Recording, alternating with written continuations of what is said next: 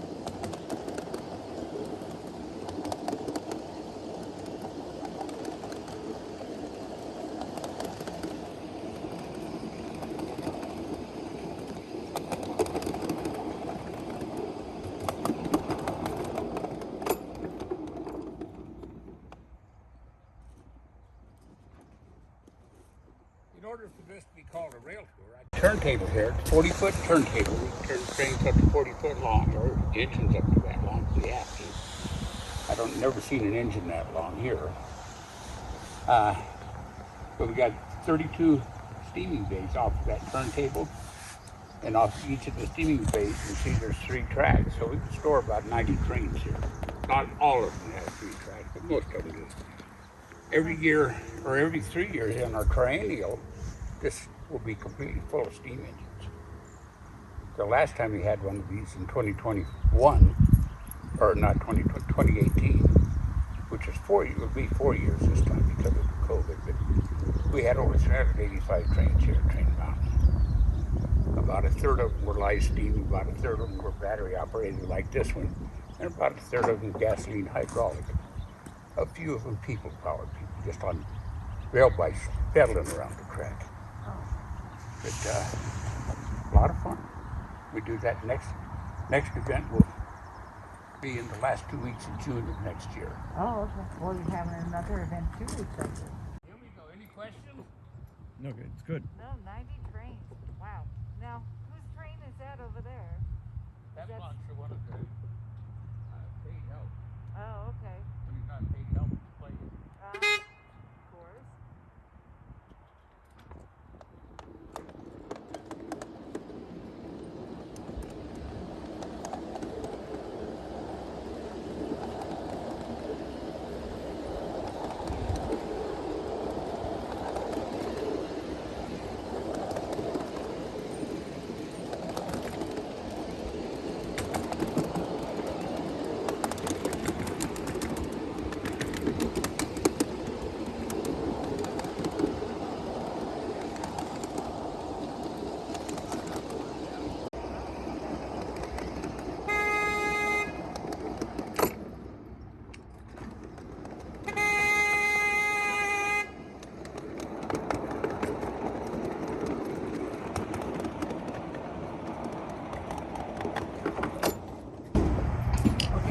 Milepost 0 for Train Mountain.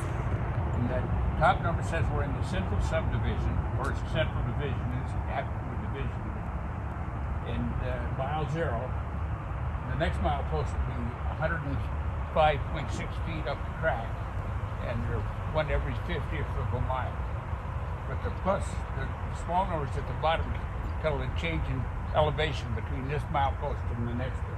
Oh. So we're going to climb 1.41 feet by the time we get to the next milepost. Now, is that pretty steep for a little train like this? Yeah, it's about a 1.5% grade, so 1.4% grade. So no, the steepest we got is 3.25. That's this engine will handle it, no problem. With about 4 times as many people as we have. Any questions? Nope. We're gonna wait.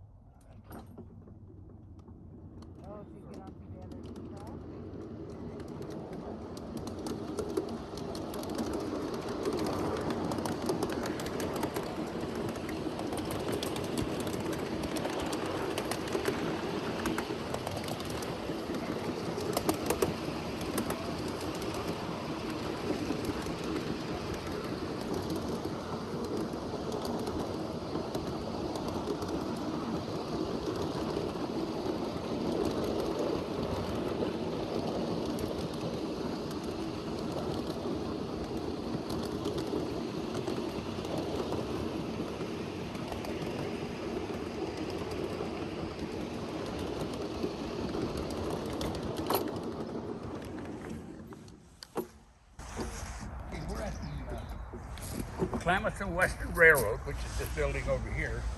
The Klamath and Western is a subdivision of Train Mountain, and there's a group of us old folks that lease this property to give free train rides on Saturdays during the summer.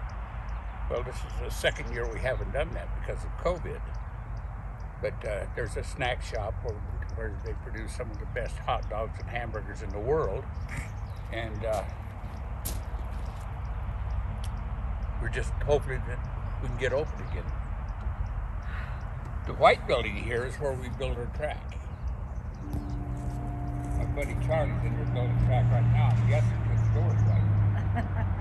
Now this is where I was before Barbara called. I was down here building track. And each of those cars down there with a track on it, have a whole 50 feet of track. We build it here and take it out to wherever we need to install the track. What are the little flat ones for? The flat cars here, that's to load the track on. Oh, okay. And then you just run it off. Yeah, and later on we'll go by where we cart it to. Oh, okay. Show you where we've got to go so far. Our project starts in 2 weeks, right after the wedding. And we've got about 3,000 feet of track to put in. And how many are in your group that do this? Oh, it varies anywhere from 2 to 20. Oh, okay. If we get 20, we'll put 2 crews and work from each end and try to get to the middle. I'm a track builder. I used to be a track installer, but I can't get down and get up very easily. Now, have you always done this, or is this something you learned? I started doing when I joined the hobby in 2006. Oh, okay. Before that, I was a school teacher in a community college. Oh, okay. I did that for 20 years, and before that, I was in the Navy for 21 years. So. Oh. Did a lot of yourself. So you're a volunteer? Huh? You're a volunteer right now? I'm a volunteer, yeah. Nice. This is all volunteer stuff. There's only 6 paid employees for the whole 2,000-acre site. Oh, wow. Everybody else is volunteer for that direction right now. We're going over this track because one of my track installer friends just tuned this track. We want to make sure it's working good. So far, so good. We haven't derailed yet. Now we're going to pass your dog's house over.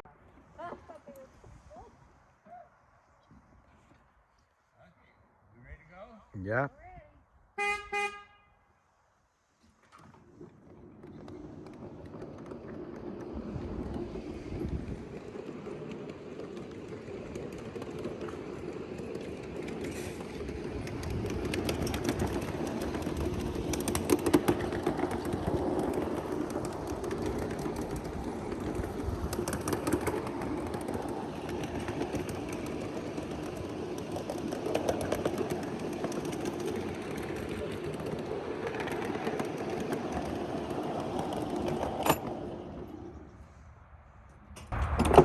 So those are the blocks that go under the trail? These are the old materials, the wooden tracks that were installed 35 years ago.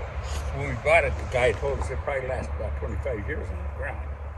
Well, that's what I'm building all the new track for. We got to replace all of the old track. So we dismantled the old track, saved the wooden ties some people wanted for various projects, and we don't get rid of them. We'll chip them up and use them for mulch, or burn them and use them to fill the sky with smoke. Hopefully we don't have to do that. We're going to use a few of them. We've got a project going on, so.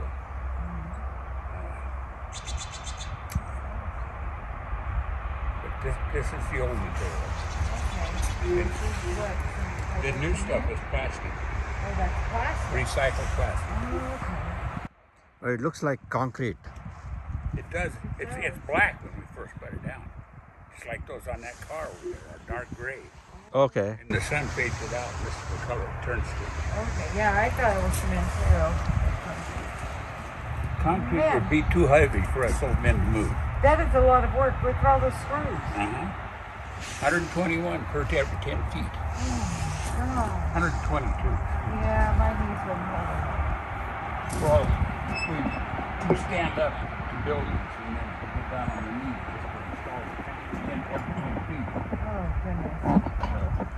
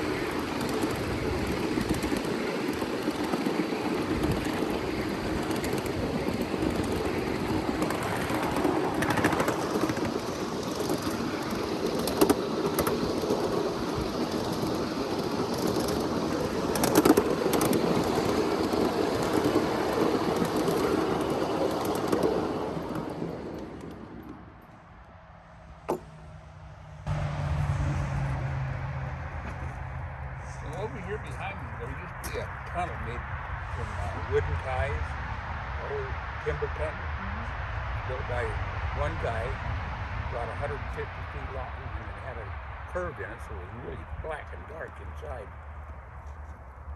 But it rotted out, and so last summer we had to take it out. But the reason And you plow using a snow plow blower? I got a snow plow and a snow blower and a rotary snow plow. All in this gauge? Wow. Yeah. Do you have them inside in the shop now? They're in the back shop. My wedge plow is in my container, and that's what I use. It's really fun because you can't see the track, but you got to go fast to make it work. Right. So you just go as fast as you can. I don't use this train for plowing. I got another one that I plow with. That's the blue one? The blue one, yeah. Neat, of course. Yeah.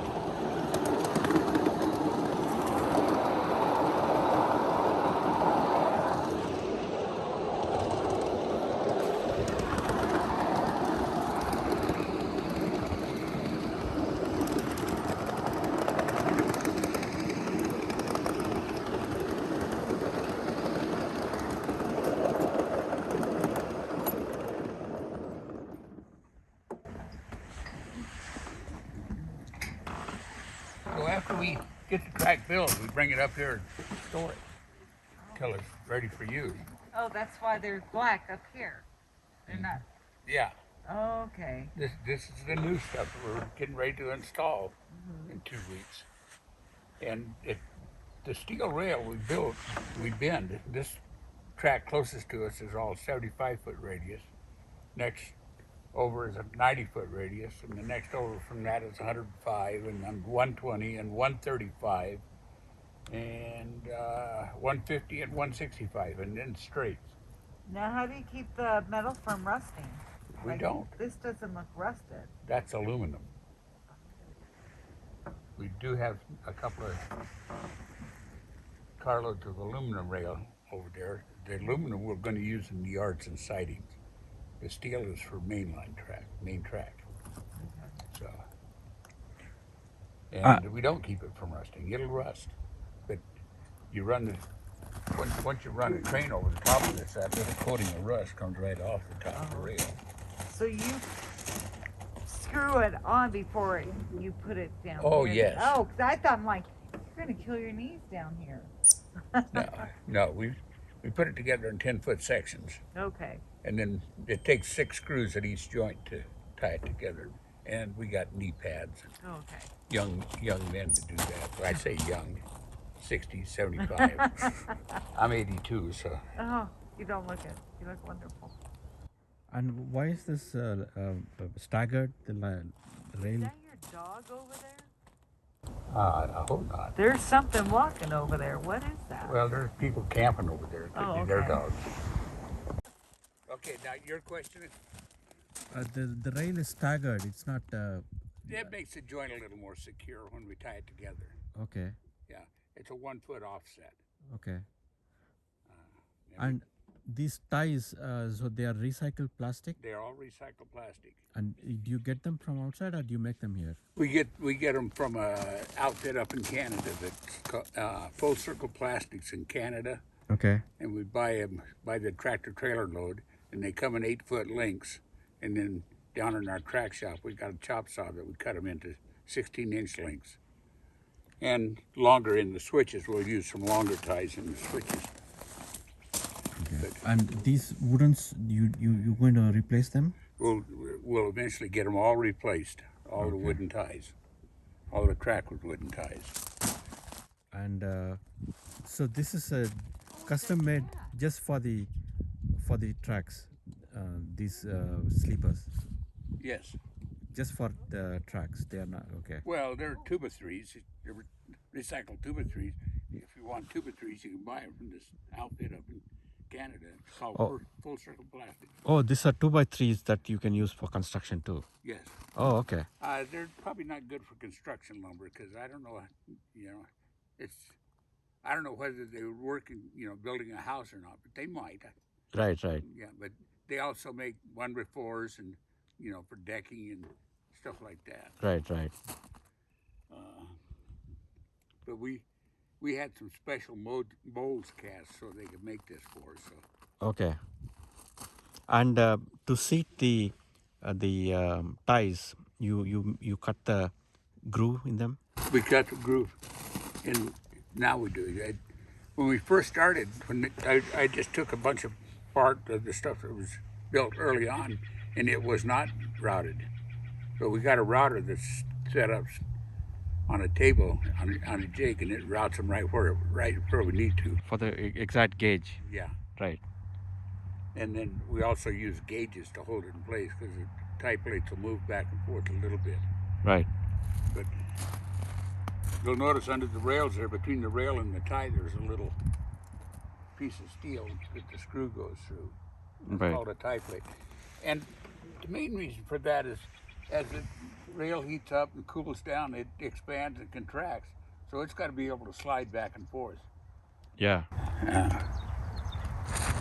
The aluminum does it a lot more than the steel, and the steel does it quite a bit.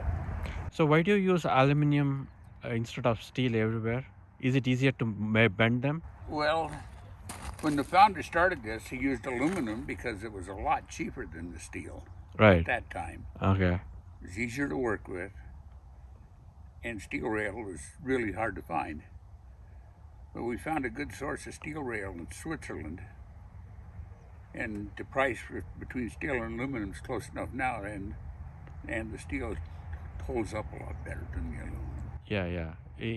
It won't wear down as much as fast. Yeah, they expect this steel track to last 500 years. Right. So Yeah. that's long enough for me. Yeah. So how many miles will this get you guys? Oh, there's about between 3,000 and 4,000 feet of track out there. Oh. Each track is 10 feet long, and there's five in usually. Track in between had loaded track panel cars on them, and then all the tracks stacked on the side of the rail. So this was. And, Got it. 90-foot radius. I don't remember but as the radius expands, the length of the two rails gets closer and closer to the same length. But when it gets out to straight, each of them are 10 feet long. So you do like a pipe turn up. You know how they. We got a rail bender too. Oh.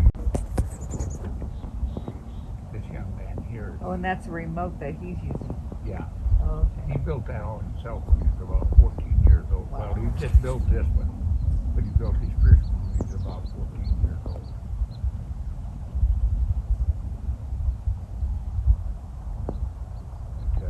Including the remote control. Wow. He's 18 now. He just went to work for Train Mountain this summer, or this spring. Okay, we're ready.